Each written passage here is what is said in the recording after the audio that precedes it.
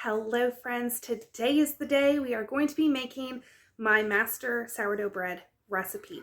This is a recipe that you can really make your own if you want to add herbs to it, if you want to add cheese and jalapeno to it.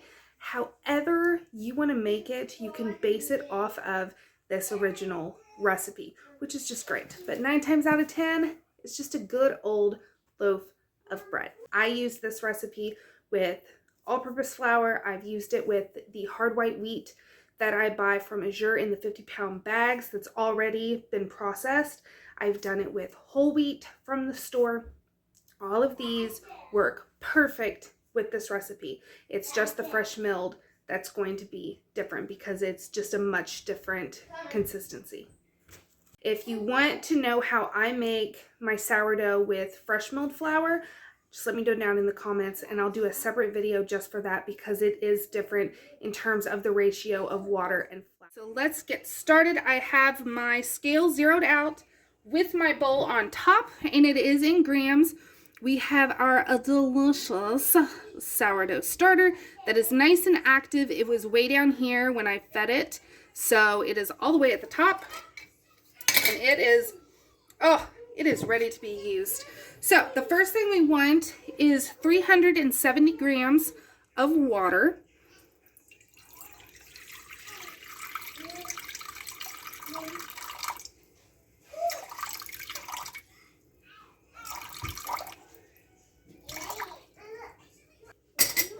Then you want to zero out, and we want 100 grams of an active starter. And remember, the way we can tell it's active is if it floats. And look at that. It is floating. We had no doubts. No doubts. And then I like to go ahead and kind of mix in the starter with the water. You don't have to. All right. Zero out. And now we want 500 grams of flour.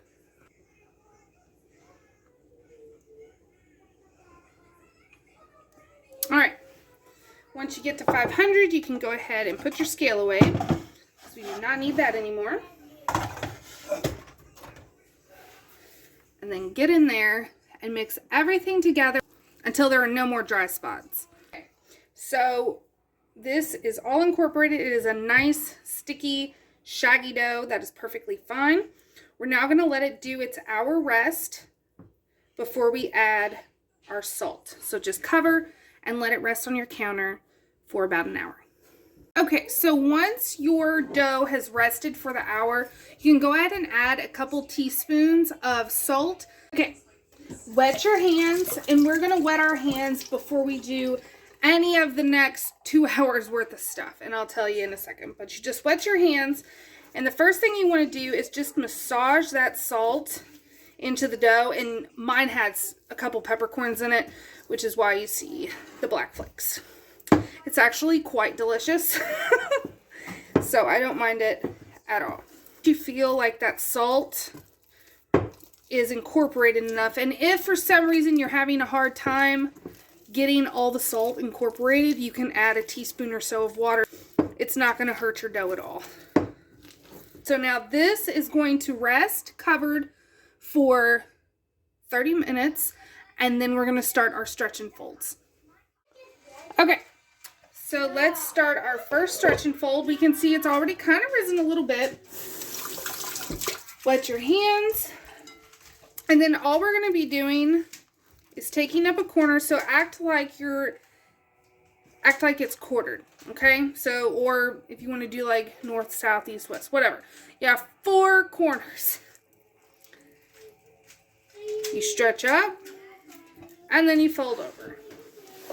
Quarter turn of the bowl, stretch up, and like you can just stretch, you can stretch, and then you fold over.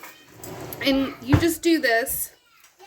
One set is 4 turns, so all 4 corners. And then you want to do this every 30 minutes for 2 hours. And this is going to help really develop the gluten structure.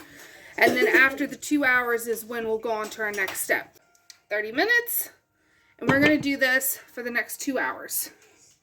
Okay, so this has done 4 sets of stretch and fold. So a stretch and fold every 30 minutes for 2 hours. And so now we're just going to have the lid on, or whatever covering you're using, and just let it sit at room temperature to do a bulk rise until it doubles in size. On a warm day, it usually takes about 4 hours. It's a cooler day today, and I have the window open because I'm crazy. So it's going to be more like 6 hours, which is perfectly fine. So I'll bring you back. Okay, so our sourdough has doubled in size. So there's that. And then I have a banaton bowl.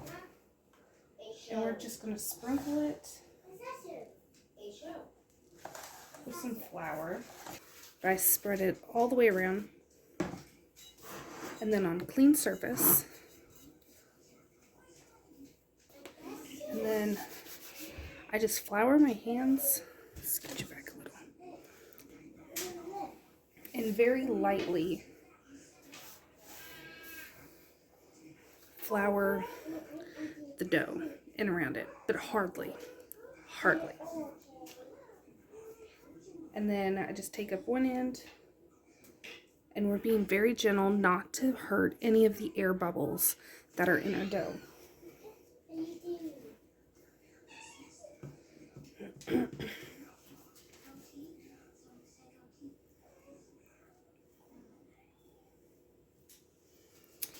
And the reason I don't like using flour, like some people will use flour and that's fine, but I find that it's harder to get the tension that you need from the countertop if you have a bunch of flour. Now with high hydration, it is helpful to have a little bit of flour, but not, scooch back a little more, but like the amount that I was using, I find is best, because you can see there's not even flour on it. And then you just kind of scoot it under. And you can see we're creating the tension on the surface of the bread dough. And so that's all we're doing, is tucking under and kind of pulling it along the countertop. Tuck and pull. And then it kind of, once you get the hang of that, you kind of want to turn it as you're pulling it. So turning and pulling. Turning, pulling. Turning, pulling.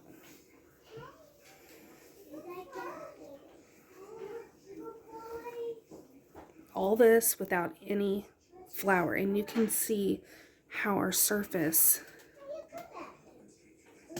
is nice and smooth. There's no cracks. There's no crinkles. This is what you want. Nothing's tearing.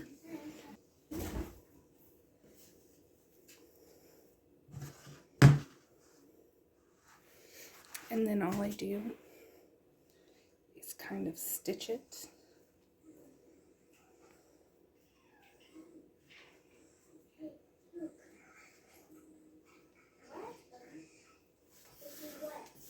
And then any of that just extra flour,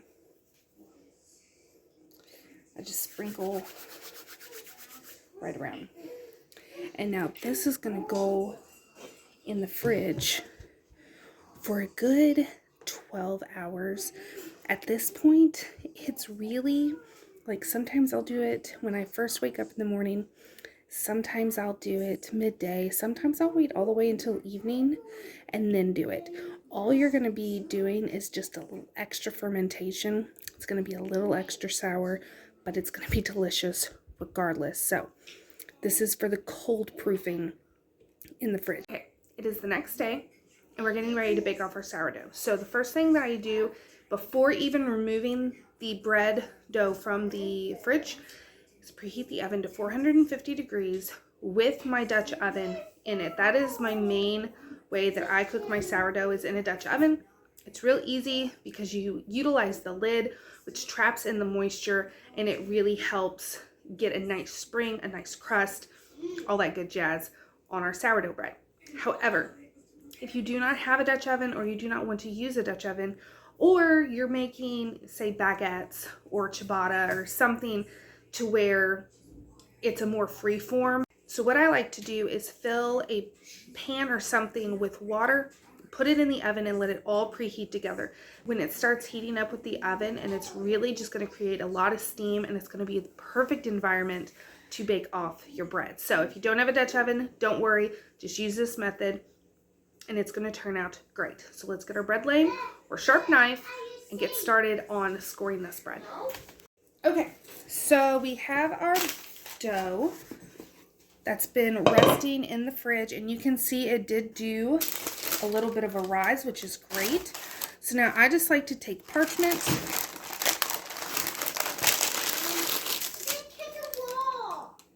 and we're gonna flip it over.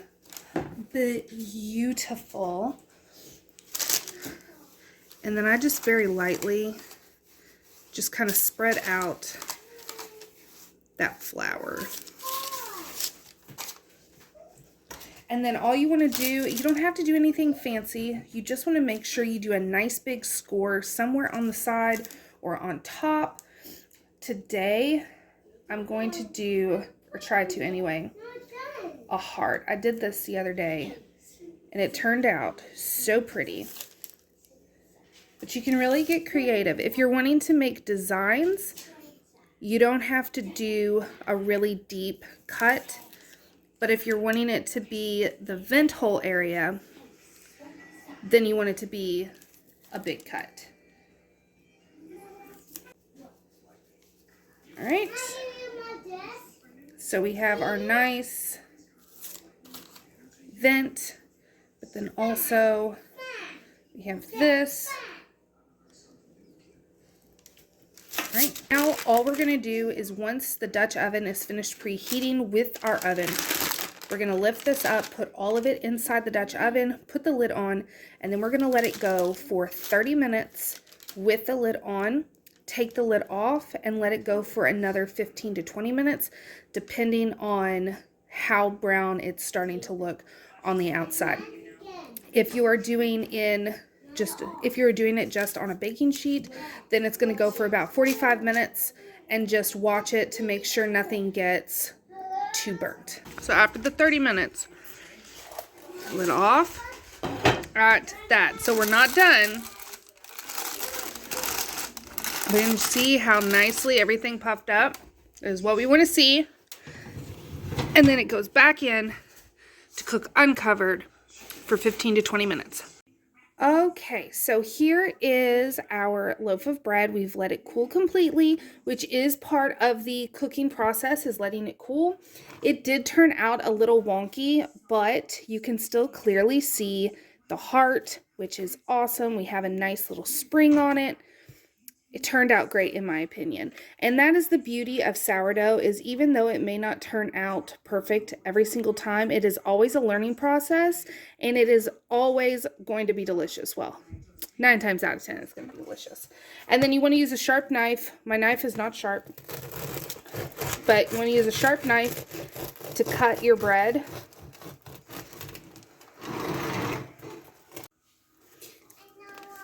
So here it is.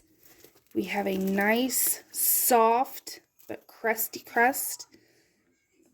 It is not too holy, just holy enough. It's like Goldilocks and the Three Bears. Just right. But it's so soft. It's so good. It smells good. Perfect for making toast. It's perfect for making grilled cheese. And like I said, there are always different techniques to make the bread more open crumb so you have the big holes, or to make it more closed crumb without any holes. And you can do all that with the same concept of this recipe. This is just a great one to start off with, to really get some different techniques down, and then just move forward from there. And it's wide open on what you can learn when it comes to sourdough. So I hope you enjoyed this video, and I will see you all on my next one. Thanks for watching.